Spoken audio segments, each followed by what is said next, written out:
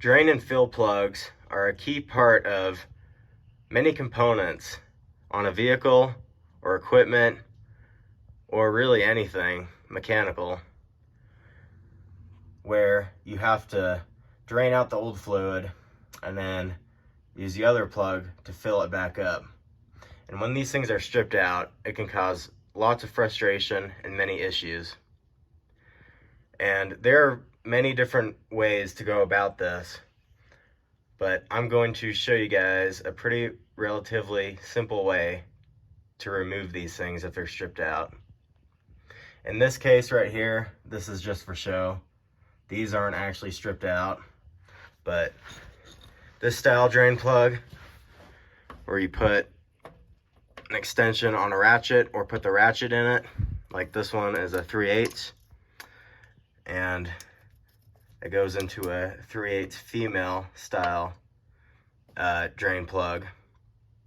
These are notorious for stripping out if they're completely seized in there, and then some careless person before you didn't really have the extension or ratchet all the way in it and cranked down and rounded that out. That's pretty common. Or say a bolt style drain plug and the head is just stripped off. This will also apply to that. Really, any bolt that's stripped or plug like this, you can get around with this fairly simple trick. All right, so for removing stripped out bolts or drain plugs, all you're gonna need is a welder, preferably a stick or an arc welder. You can have an inverter or a tombstone, AC, DC, it doesn't matter. And I like to use 6011, or you can use 6010 as well. I prefer 3/32 electrodes for this, but you can get away with 1/8, which I have shown here. And you can use wire feed welders, like a MIG welder. You just gotta really make sure you get that nozzle down in there, and I'll explain that later. But a power source, a stick welder, and you're gonna want to have various sizes of nuts. And to size these, I just hold them up to the drain plug, and I like to have these to be about the same diameter or slightly less as the surface of the drain plug. So that's how you choose your nut. And then I like to use some baling wire, or you can use needle nose to hold the nut in place, or you can wrap this around the outside of the nut to hold it in place while you're doing this. So pretending that I go up here and try to get this out, but it's all stripped out and your extension is just spinning inside that drain plug. What you can do is first wire brush that and get it all clean, and then find your size of nut. In this case, it looks like this 1/2 inch nut would be my choice to use.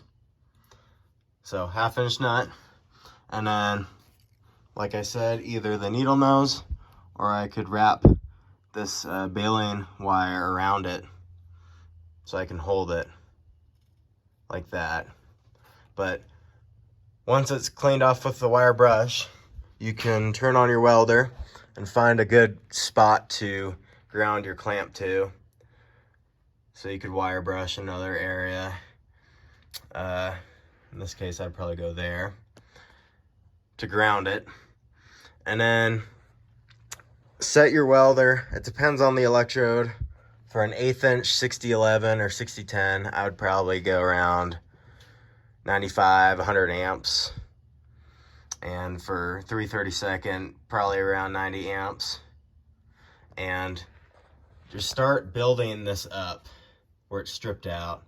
So this is where it takes some skill, because you do have to strike the arc only on this drain plug. If you get any around here, you can mess things up really quickly. So you got to make sure you're accurate, especially with your arc starts. But go ahead and start filling this in until it's pretty much flush. And then you can put the nut there and hold it with the baling wire or the needle nose. And then you use your stick electrode and you concentrate the heat inside the hole and go around and slowly build that up. But make sure that you're hitting the back side of that drain plug, because if you're just hitting the side of the nut, you're not doing much. And when you're doing that, it's also putting a lot of heat into it, which will help unseize it. So it does two things at once. Obviously, you're removing it and it's unseizing itself. So after that's filled in, wait for it to cool, and then get a wrench to fit over that. In this case, 3/4, or socket, or wrench, or whatever you want, and take it out. You can use a wire feed welder, like I said. You just got to make sure that you really get the nozzle in there and try to get it to penetrate down into there. That's where stick welding really shines, because you can just dig that arc down in there. That's why I'd personally recommend it for this. As you can see, I've actually had to do this on my personal truck, this 97 F250 Power Stroke. This fill plug was already kind of damaged before, and it just rounded itself off. So try to get your nut more centered than I did. And now I'd probably fill that nut a little bit more at this point, but you can see that's what it looks like. So you're just essentially welding it to this fill plug from the hole on the nut. But it works. It saved me. And what I'm about to show is my friend's 95 Ford F-150. The rear differential or fill plug on it was stripped out from the previous owner after he drained all the fluid out of it. So we had to get that fill plug out to fill it back up. So I'm going to show that. And yeah, biggest thing, just make sure that you're focusing your heat right here. You don't want the arc to be anywhere around here, or you can cause serious problems. So it does take some skill, and I do like to pinch up on the electrode to do it. All right, here's the before,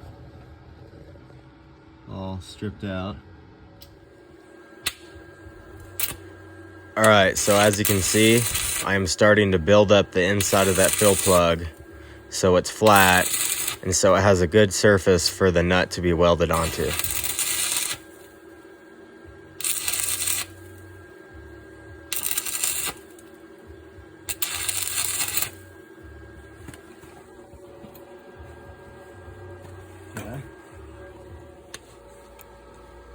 Alright, so as you can see, I have the piece of baling wire and I'm holding it in my other hand to hold the nut, and I'm pinched up on the electrode so I can strike the arc in that small space.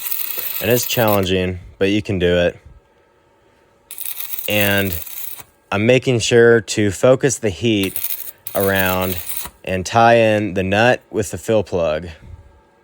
If you don't focus the heat and actually put the arc where it needs to be, you'll end up just welding to the nut and you won't accomplish anything. So as you can see, I took off the baling wire now and I'm just filling it in. I'll weld a little bit, then I'll whip out to stop the arc to let it cool for a while. Then I'll strike back up and fill it in a little bit more. And that just ensures that it's getting filled and you're not dumping too much heat in it, which you don't want to do because you don't want to start melting things either. You see it? All right, after welding, got it out. Just some 6011 with the Deco Pro, and it was a 3/4 inch nut I used on it, and it came out. Have to be careful around the differential here.